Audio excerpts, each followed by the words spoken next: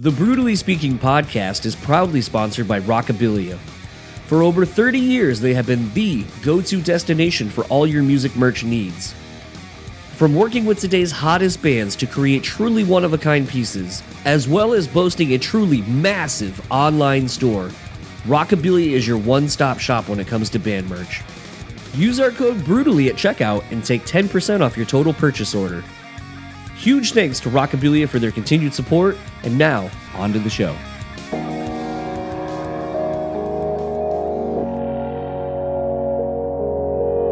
People say you have to have a lot of passion for what you're doing. This rings true because it's so hard that if you don't, any rational person would give up.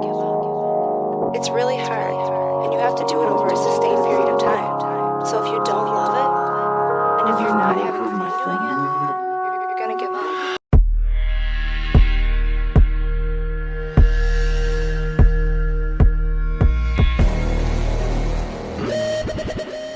What's up, everybody? Welcome back to another episode of the Brutally Speaking podcast. I am your host, John, and this episode's guest is Tim Montana. Still gets a little awkward at times not being like from this band, but Tim is from himself and is very much a unique character unto himself. And when I got the email basically kind of talking about having him come on, I had realized I had just missed him on the Seether tour. But Tim's name is one that I've been seeing everywhere. Like, seems like every tour getting announced, he's on it. The Seether tour that just got announced, Tim's opening that. There's another tour for the beginning of the year. I'm blanking on what it is right now, but Tim is literally doing that. So, like, dude is like busy from now and has been until next year, and it's crazy just to see the quick rise of Tim. And I mean, even going into since doing this interview, just kind of going on different social media platforms and such, and just kind of seeing him pop up with Traeger grills or, various other brands and such that he's associated with. And I couldn't help but kind of think of a few things, actually, when thinking about Tim and leading up to my conversation and now post my conversation with him. But is a thing where he kind of reminds me of Matty Mullins of Memphis May Fire and Anberlin in the fact that it seems like dude is just doing so many things, but nothing seems inauthentic to who he is at his core, both in Matty and Tim's situations. But speaking more to Tim, it seems like he's just very aware of striking while the iron's hot and just kind of not necessarily oversaturating, himself into all these different mediums of entertainment, but just kind of doing one of those things where it's really the multi-potentialite thing I talk about on here all the time, where it's like, well, I like acting and someone asked me if I wanted to do it, so I did it. And, I'm kind of about that right now, but I also have this music career and I've always been into music, so I'm going to focus on that as well. And that's kind of, breeding some success at this point. And, you turn on Octane. I still don't really know if you would call Octane or Sirius radio in the traditional sense. I keep calling it, I hear it on the radio, but it's maybe just because I'm old and that's my vernacular for such a thing. But Tim's all over. I think today at work, as when I'm recording this, I heard Savage probably 2 or 3 times, I think. So, I mean, it's a thing where you're kind of just starting to see it kind of click on a lot of different levels. And I think for Tim to also be so multifaceted in his branding, and again, still being authentic to who he is, I think it's just really interesting because we live in a day and age where people barely want to do a thing, let alone do it with authenticity and just kind of integrity. And to see Tim kind of doing so many things without losing any of that, I think is very commendable in this day and age. And it kind of was interesting. I was thinking about Tim in a completely different light the other day. And it's always funny how my mind works and how I kind of navigate various thoughts. But everyone probably is aware of the Hawk Tuah girl that has been internet famous for maybe a week and a half, 2 weeks. I'm not entirely sure. And essentially the point is I saw, because it's hard to just not be inundated with her and her stuff on social media over the last couple of weeks, but it's been a thing where I think it was Doc Coyle who shared that she basically had raised a bunch of money and donated a ton of food to a local animal shelter in her town. And, it seems that she has just been very aware this whole time, like, this is probably not going to last, or if it is, then I need to be smarter about it and what I'm doing. And I'm not just going to do things for the sake of doing them. And there seems to be an intention behind everything. And when I kind of saw how she's been navigating this little 15 minutes of internet fame, it really kind of made me think about Tim and just being like, I think Tim would probably be one of those people where it's like, when you are met with the opportunities, how do you set yourself up for success? And I believe, and I'm going to butcher this quote because I couldn't find it to get it right the way I remember it, but it's something to the effect of like, luck is and opportunities are basically, happen when you're not looking for it. Like, it's kind of a little bit of luck, but it's also a lot of preparedness behind the scenes. And I think Tim, to be able to navigate and juggle so many things, in addition to a family, a marriage and kids and so forth, I think is just, it is quote unquote luck, but it is all of the hard work you do not see behind that made him ready to kind of do all these things. And as you'll hear him kind of talk a little bit about some of these things, it's also sort of a stubbornness to kind of let others do it and just kind of doing it the way that he knows it needs to be done. And again, I think so often whenever people get to a certain level of a dream that they're chasing or whatever, I think it's kind of just instinctively a team starts taking over, and again, the authenticity and the integrity behind what you're and the intentions behind what you're doing, I think kind of start getting diminished. And I think Tim is just, in everything he does, I think he's just so authentically who he is, and it's kind of nice and inspiring to talk to those kind of people. But speaking of talking, let's get into my conversation with Tim. I'll talk to you on the other side of it.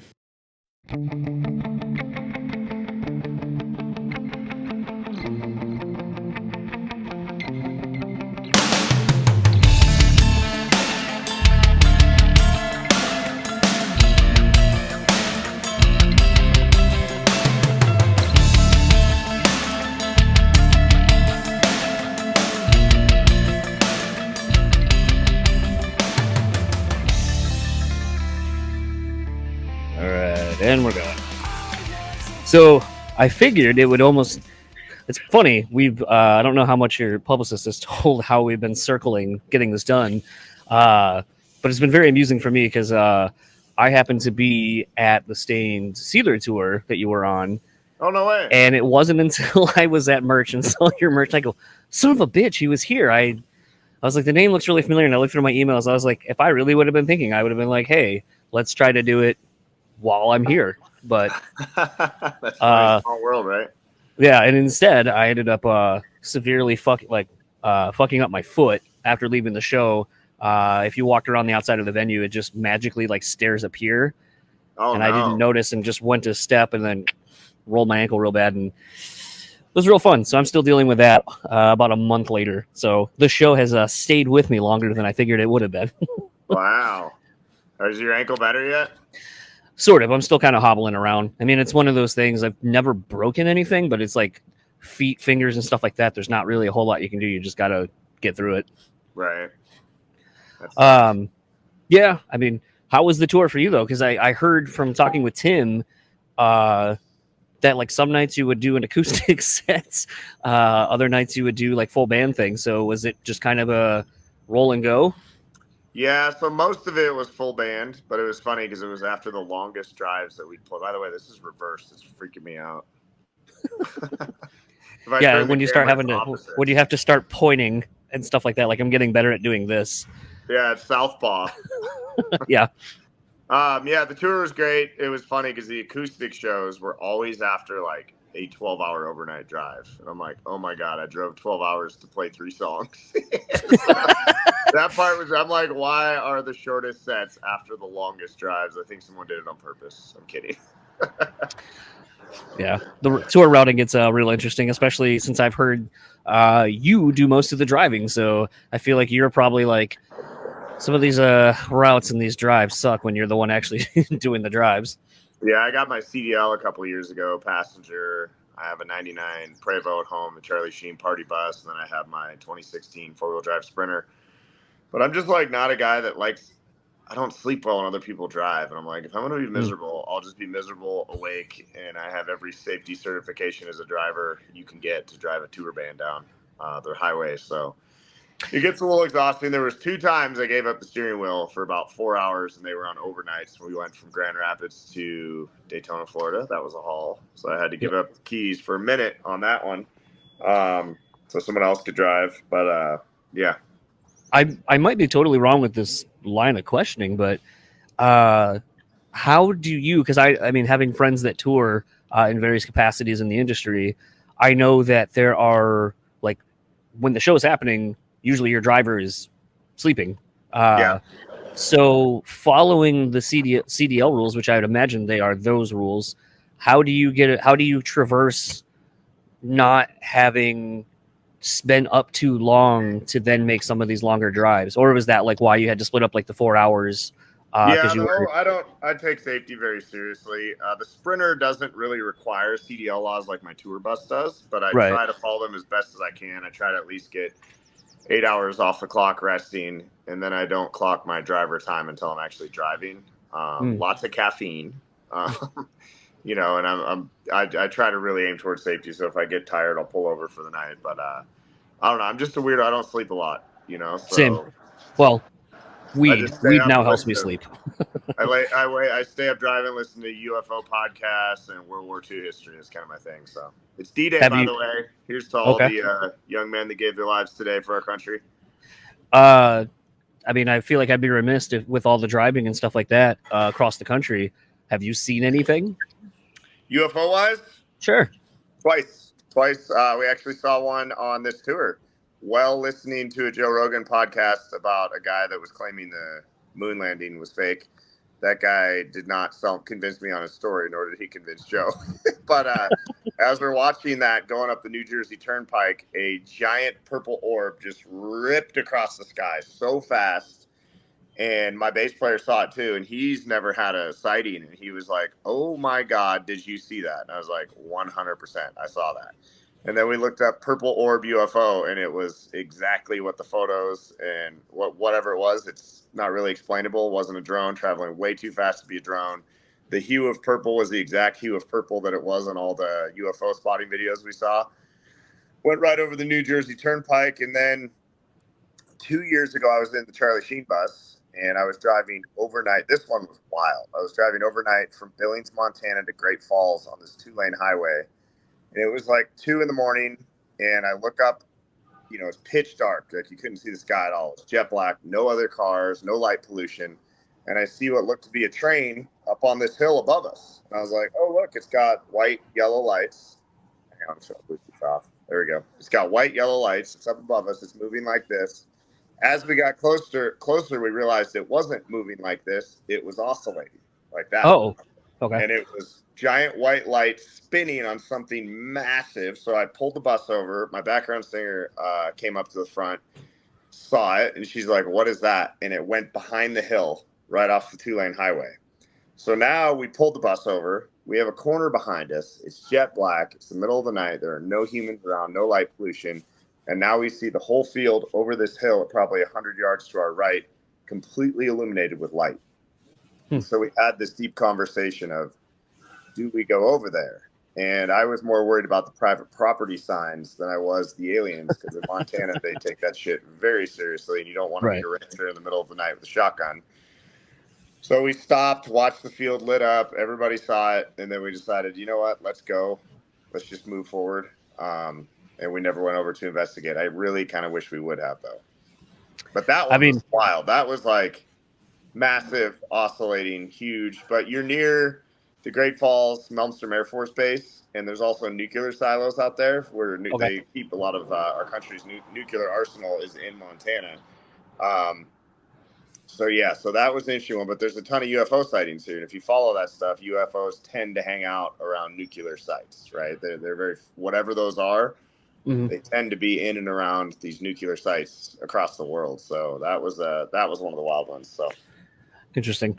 I haven't really experienced anything like that, but I always find the stories interesting like that. Like, you know, what do you do? And especially when you have someone else that's with you, it's like, you know, this, well, so-and-so was there with me, or like all these people were there with me. It's not bullshit. But I think that would be one of the perks of traveling in a touring capacity, where it's like, you know, it's you and a bunch of people able to kind of experience just wild shit. And at the very least, you would be kind of bonds you all together over this like just crazy experience where you're like, you guys are never going to believe this, but you know, everyone else saw it. So it's not just me making shit up. There was at least one other witness to both of those experiences, and that's just the last 2 years on tour, 2-3 years. So, I kind of wanted to talk a little bit about sort of your careers as a whole.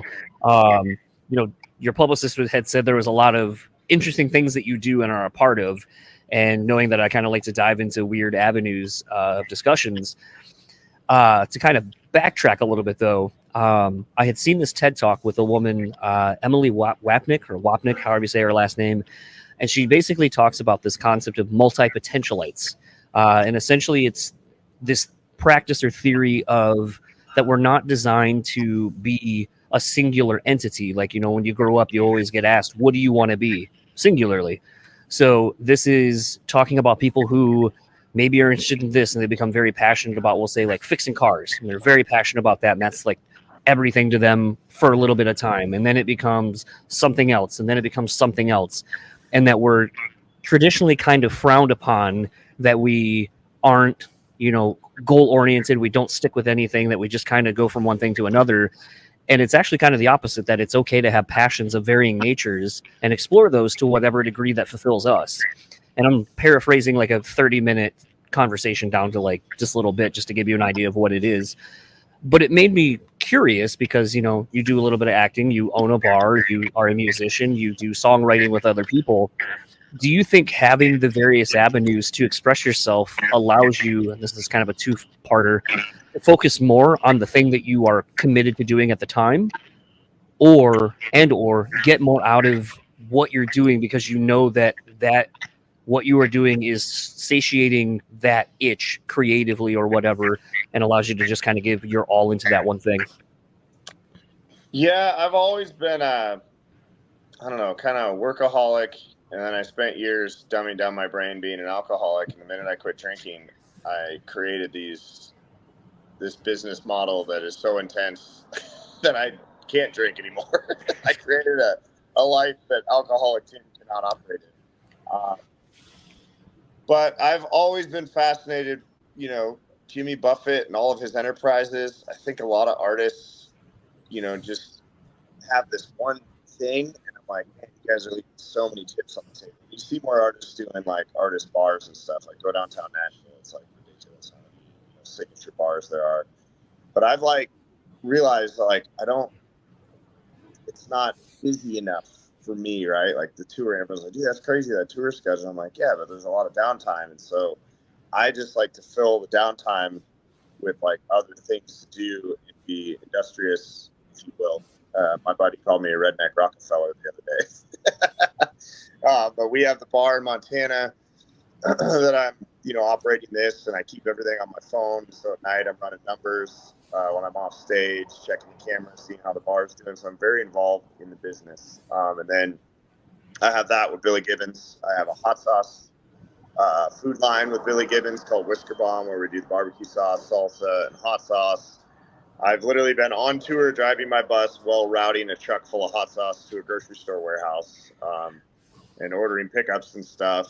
And then I do the acting when time allows. I just got offered a shark movie in Thailand in November. I'm not sure if I'm going to do it or not because I'm rolling real hard this year.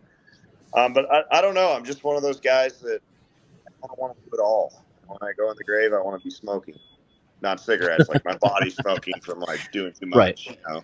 So yeah, the one thing doesn't work for me. The passion's music. It has to point back to the music. Even with our hot sauce, it's music orientated. With our bar, it's music orientated. Like everything I do kind of points to the brand, points to the music.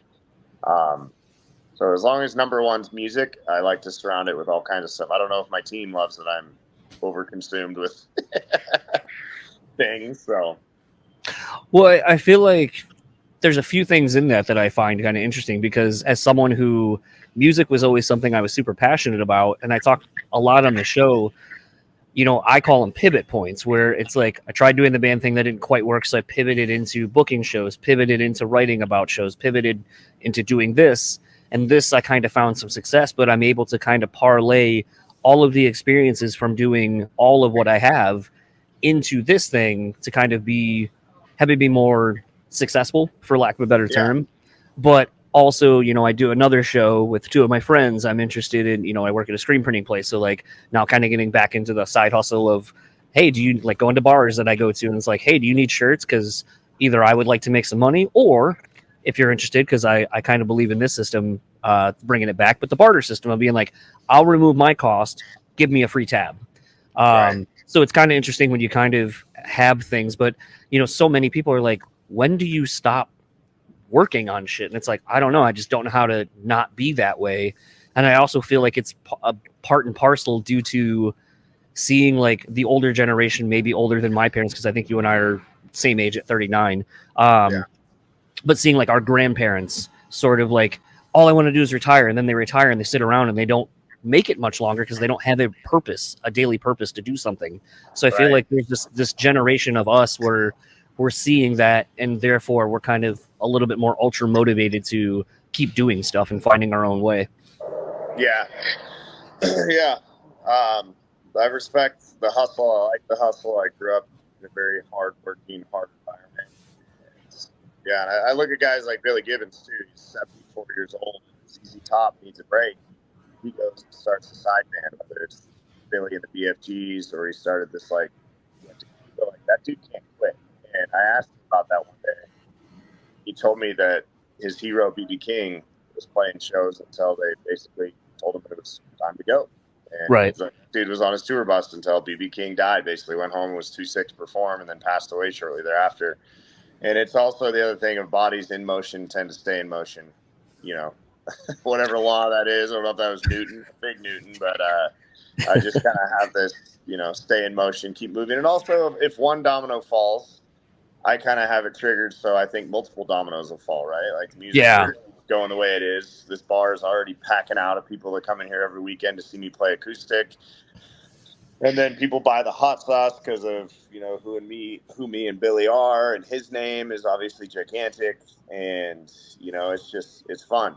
But it's got to be fun, right? It's got to be Absolutely. something you enjoy. If you don't enjoy it, if it stops being fun, don't do it. I hate people that bitch about being miserable in their jobs and miserable, and then do something else. Like, your life is short, man. You're going to blink and it's going to be over, so. Well, I think there's a few things in there that I find to be interesting talking points as well. Like, I think that you need to find your why. Until you can find your why, then you're just kind of aimlessly doing shit, and that's just wasted momentum, wasted effort, energy, whatever, however you want to correlate it. But I think you have to find your why. And sometimes you do find fatigue and burnout doing the thing that you are passionate about, but I think that's anything. But then I think in doing that, you find the why again, and you're reminded, and you're just like, oh yeah, this is why I do this. And it kind of reinvigorates you and gives you that shot to kind of get through the lulls that happen just in life in general. But something else, you were kind of saying, and having listened to some of your other interviews, you're so multifaceted in what you do and the different businesses and so forth that you're in and industries. Talking about some of your friends and now, like I would say, partners like Billy Gibbons, you were talking about Thomas Jane in a different interview, and like Charlie Sheen and stuff like that. He's right here behind me somewhere. But I was going to say, I'm a fan of, once I learned this word tribal knowledge, of learning from those who come before you, those that have successes and so forth. And just, you can find people who know something that you don't, and getting the information out of them just by sitting around and talking to people. Are you someone that is that way as well, where you just seek knowledge through however you can get it? Okay. Listen with your ears, not your mouth. It's like when you're around, especially old timers. Gosh, I've been in the room, as a songwriter. I sat in a room and wrote a song with Chris Stapleton and Billy Gibbons, and I had a hard time interjecting myself to the creative process because I just wanted to listen to those two guys, talk. I'm like, I have two of the most talented, unarguably talented human beings on the planet when it comes to music. And I just wanted to sit there and like listen, as Stapleton and Billy went back and forth. And I did interject, lyric ideas and this and that, but you can't be spooked in those moments, but you got to acknowledge who these people are and their wealth of knowledge and try to absorb something, right? Try to take anything away you can from that. And those guys had great beards, so here I am. What do you think is like when you think around the various people that you've worked with? Is there a one constant thing that you've learned from everybody? Is there something that kind of is a through line for everything? I think I take different things away from different people, um, from actor friends, from musician friends, from business friends. I just kind of tap into, and even if I'm like, don't go in thinking I'm going to learn something, I typically do. Um, so I don't think there's a common thing I learn. I think everybody's different, and you learn something different from everyone. Now, the different correlation to all of that is, you have kids. How do you feel that the life you live in is being an inspiration for your kids to see that like you can kind of do anything as long as you set your mind to it? Is that something you're cognitive of and can see kind of manifesting in them in various ways at the different ages that they are? I hope so. It's hard not to get frustrated. Some point too, you got to realize sometimes people are wired differently. Maybe they don't want to do that. So I try to push that stuff on them. Like, hey, look what I'm building. Someday when I'm dead, you guys are in trouble because you're gonna have to run all this shit. So please, kids, try and keep up. But you also got to realize that's been my frustrations. Even recently, I had a situation with someone where I realized they're not just they're not wired the same way, and a lot of people don't have that drive, and that's okay, right? Like, find your thing. Maybe it's only one thing that you can do. Like, I think everybody has a thing, but the multiple things, I don't think everybody has, right? They're not. I keep using the word industrious. I don't know if that's the right word, but just finding. Not everybody can do that. So you got to kind of set your ego aside and be like, okay, this person's not wired at this level, and it's nothing against them. Doesn't mean they're not smart or driven somewhere else, but to be able to handle the multiple, phone calls. I'll get a call from my publisher, and I get a call from a beer delivery truck, and I get a call from a hot sauce delivery truck. And I try to manage that. And I'm also like an extremely ADD guy, and having multiple things hit me is actually pretty good, right? Because I can pivot from one thing to the next, and then I have to make a list on my phone of, have I done this? Have I turned in that expense report? Oh God, I have a song that has to get turned in, So, but I'm also the dude that'll wake up at midnight and freak out because I forgot something. And people in my camp are like, "Wow, the late night emails from you are wild." And I'm like, "Yeah," because I wake up and my brain will circle on that one thing I forgot, like bam. Like, I literally just remembered I have to turn in an expense report for my LA trip, so I'm going to do that as soon as we're done. Well, it kind of makes me wonder. I mean, given the fact that you're talking about getting a CDL license, and maybe the purpose for that wasn't what it became for you for like the touring aspect of being able to drive yourself, but are you good at letting go? Because it seems like you're very so hands-on with things, and that's sort of how I am. And I'm so I know terrible at it. sometimes I was going to say I'm kind of bad at letting go of things and letting people try to help me, or just especially like when training Right. someone, I'm very bad at being like, here, let me just do this for you, because it's like I want to do it. I know I'm quick at it. I just want to get it done, and it's like that's not how people learn. So I have to let people do things. Drives my manager and my wife nuts because they call me a control freak, but I call myself a quality control freak. I just want it done correctly, and relinquishing things for other people to do is something I struggle with. And even the bus driver stuff, it's like, is anyone ever going to drive to my standards and not hit a rumble strip in the middle of the night? So my poor band, when I let them drive, they're so spooked because they know daddy's back there, in his brain. Even if my eyes are closed, I'm monitoring the driving. I imagine if you get to the point where you can hire your own driver, that you'll just sit in that like little passenger seat that's like right up there with them and just be like, you hit a couple rumble strips back there. I couldn't help but Mile notice. marker 43, bro. I'm not stoked about. Slight rumble strip. How was your sleep last night? It gets really interesting when you see the drivers still up when you know that they should be sleeping, and you're like, oh boy, that's a little bit I worrisome. had a driver when I early on that every night was out there rocking out, and then I saw him like having a beer one night, and I'm like, bro, like, not cool. And by the end of the tour, he told me, I'm like, dude, you told me you could drive a Sprinter and split the shifts with me. And he was honest. He's like, I lied. I'm just a huge ZZ Top fan. We were all the way up in northern Canada, just covering the country. And he admitted that he had lied, that he wasn't a great, he over embellished his driving abilities because he was a ZZ Top fan.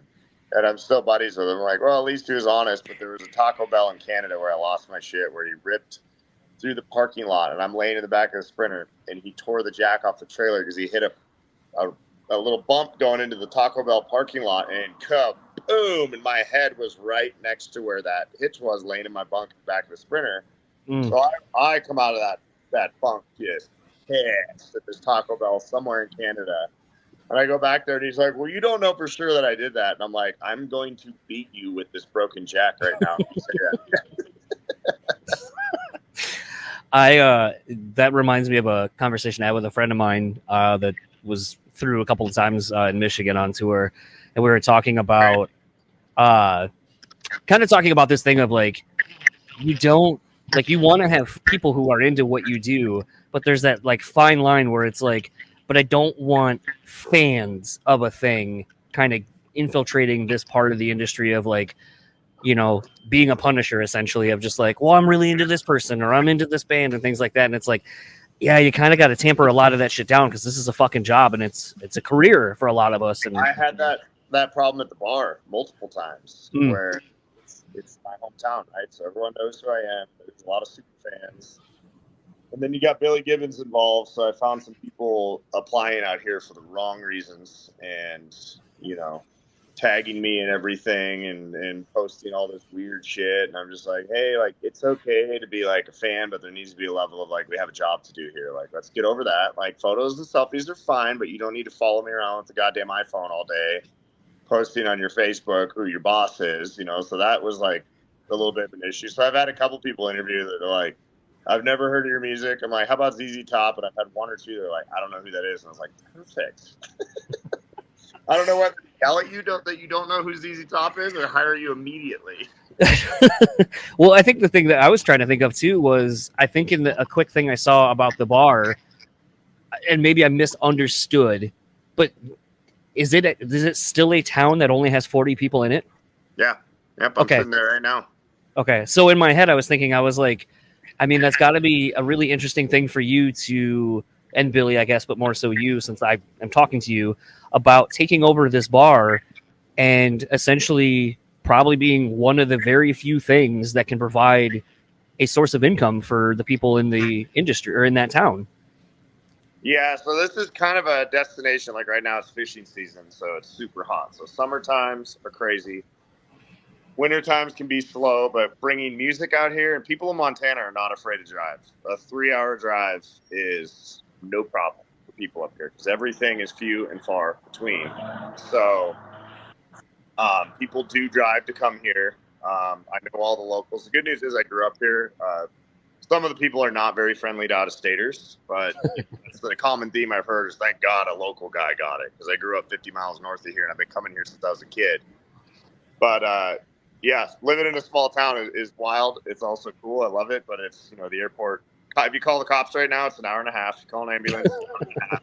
Everybody said get life flight insurance because the life flight helicopter, God forbid you need it, it's going to be $30,000. Ooh. So yeah, here's downtown Wise River. It almost looks like the bar you're at reminds me of a lodge type bar that my wife lived near. She kind of lives in the middle of nowhere, Michigan. And so you get a lot of like snowmobilers in the wintertime in the parking lot and stuff like that. So it's a thing where it's like a lot of like hunting and fishing and stuff like that. So that bar looks very similar to that bar. Best photo in the bar right here. My wife beer bonging with Dave Grohl and I think Adam Devine backstage at Madison Square Garden. So we put all our cool rock and roll memorabilia in here. It's like the Old West meets rock and roll.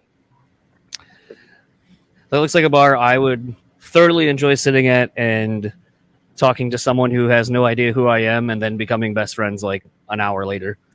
Yeah, you got the old antlers, and then you just got Billy Gibbons cardboard cutouts everywhere, Cool bucket action, pool table. And then, like I said, my rock and roll memorabilia, Steve Cropper wrote these about writing, sitting on the dock of the bay and the Monterey Pop Festival. And it's fun, man. Picture Billy Drew.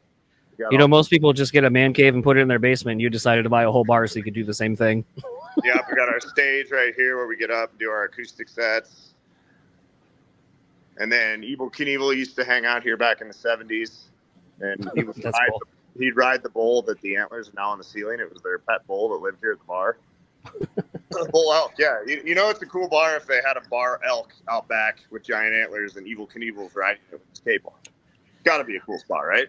I mean, I can't confirm or deny that he ever went to this place, but if you ever get out to Vegas over in Fremont area, there's one of my favorite pizza spots, Evil Pie. Yeah, and the whole I've never been. Good spot. I'm friends with the Knievel family, so they've told me about it a ton. Yeah, that's a great little spot. Great little like dive punk rock kind of bar vibe, but just like New York style slices you can get. And then same with like Dino's over that way. A friend hit me to that last time I went out, and that's probably will be my new go-to spot. Yeah.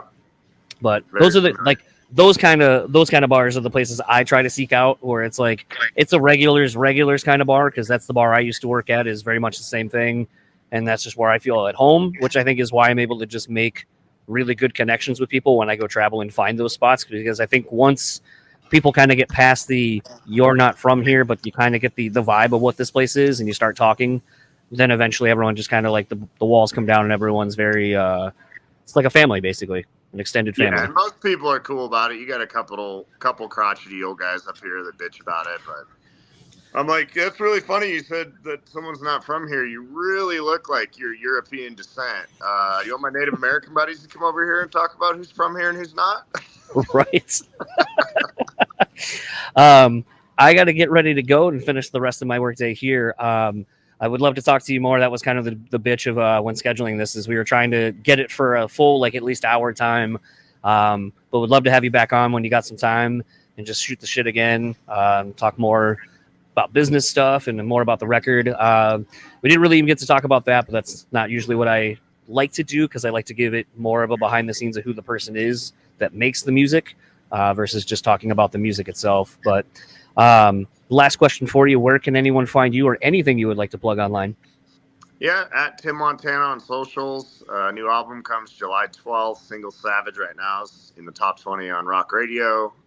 So yeah, just keep checking the socials, any streaming platforms, YouTube, all that fun stuff. So yeah, and you'll probably find me on tour or at the Wise River Club. Yeah, I'm bummed. My wife and I were debating on going to the Bush tour, but I think you were hopping off the day before Michigan, or a day or two. I have 12 dates with those guys. Yeah. So I'm going to have a hard time not fanboying over Jerry Cantrell, but, we'll figure it out. Well, that'll be good for you, and maybe next time we talk, we'll get to talk about how it was touring with Jerry and the guys. Yeah. Awesome, man. Well, thanks for having me, John. Yeah, enjoy the rest of your day. All right. Talk Bye-bye. to you. So that was my conversation with Tim. Want to thank him once again for taking some time away from doing one other thing that he was doing. If you were watching the video, or are currently watching the video, or just listening, you obviously saw that at one point Tim kind of gave a quick little tour of the bar. Looked very much like a bar that my wife's cousin worked at up north. Looks very cozy. Looks like, a very regular bar, but also like, you get in with somebody, have a couple of drinks, maybe share a couple shots, and you're right in the thick of things with people. And people, if you keep coming back, people are going to remember you. Those are my favorite kind of bars, and I think the people that are in them, the regulars, are always basically like extended family, even if you only meet them for like a couple of days, a couple hours, whatever. It's honestly one of my favorite things about traveling, is going to those types of places and just really experiencing the local flavor in all facets of whatever that means to you, whether it be food, drinks, hospitality, whatever. It's always something to kind of be learned about the area, the culture, the people, and who better to kind of showcase those things to you than the locals themselves. So that's one of the reasons why when people come to here in Grand Rapids, I always take them to Anchor Bar. Not only did I work there, not only do my friends still work there, but the people that have been going there I've known for decades at this point, some of the regulars. So it's a thing. It's a whole fucking vibe. And like I said, once reading Tim's kind of backstory and kind of looking at some of his social media and so forth, I was like, this is someone I got to talk to. So very fortunate to have gotten the time, and would look forward to kind of delving further into a conversation the way I normally do it versus kind of doing it on my lunch break. But that is just the reality of the situation. You've been getting a lot more of these shorter, quicker interviews that have been happening because I'm just trying to take advantage of talking to really cool people when I have the opportunity to, that fits in my schedule. Obviously, I've already kind of commented on it, but I will be laid up for about 2 months here pretty quickly with the foot surgery that's coming up, and I am just trying to stay busy, stay focused, and not really dwell on the negativity of essentially being non-weight bearing for almost 2 months on that foot. So that will suck, but I am trying to keep ahead of everything, so you won't notice a lull in any of the episodes or anything. And the goal, hopefully, is to do a shitload of podcasts while I'm down, since I have nothing to do other than play the new college football game that just came out. I have been really loving it. I can't believe it's been like 11 years since the last one. I have just been playing it like crazy the last couple of days since I got it. New Madden's on the horizon. So many great video games. I know I don't really talk a whole lot about video games, but I fucking love video games. Still am in the process of finishing Alan Wake 2. I am in probably the last, I think about maybe third of the way through Far Cry 6. And I have a few other games. I've been getting back into Tony Hawk Pro Skater, the remastered versions that came out. Been slowly trying to figure out how to play Session, which is another skateboarding game that looks really cool, but it is fucking infuriating to figure out how to do anything other than just eat shit on that. So lots of games, and I still got to finish up Miles Morales on my PlayStation. So I'm trying to save more of the story-based games for when I'm laid up and don't have a whole lot to do and can just get really mad at things instead of enjoying my downtime in a better way. But let me know if you got some recommendations for some games. I got a couple movies and shows that I'm kind of in the various processes of accumulating a list to kind of start plowing through, because like I said, I assume I am just going to be bored out of my mind sitting on a couch or sitting in a chair or laying in bed. So gonna do all the dumb things that everyone always does. So any recommendations, even books as well. I got a few in the queue, so I plan on trying to stay as busy as possible, but any recommendations would be greatly appreciated. And for the podcast, start wrapping it up. If you would like to keep up with Tim, it's real simple. You just go to timmontana.com. That's the landing page for everything. Tour dates, merch, all the different brands that he does and is affiliated with. If you want to keep up with him on all the socials, real simple. Tim Montana on everything. Good follow, lots of different types of content. It's not just kind of the same things you're used to seeing from people in the entertainment business, on the music side of things anyway. So it makes for a really good follow. So go ahead and follow him and keep up with everything. If you want to keep up with the podcast, Brew Speak Pod on everything, email us at brutallyspeaking@gmail.com. Rate, review, subscribe on whatever platform it is that you are able to. It would be greatly appreciated. And also keep supporting our sponsor, Rockabilia.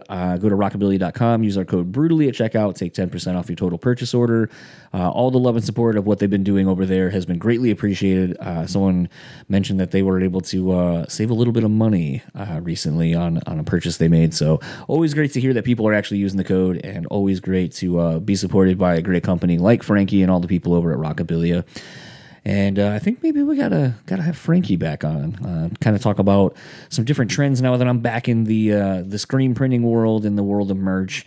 I think it'd be kind of funny to just kind of talk about some various trends kind of going on. I'm starting to notice being back in the game, and maybe some things going on with Rockabilia. I've been kind of know of a lot of these things because it's funny to get some of these texts about some of the projects that are on the horizon, but maybe we can start sharing some of the things that haven't happened and probably won't, and who was going to be associated with some of these ideas that they've come up with over the years. But need to have him back on. But always love the support of Rockabilia, so go support them if you are able to.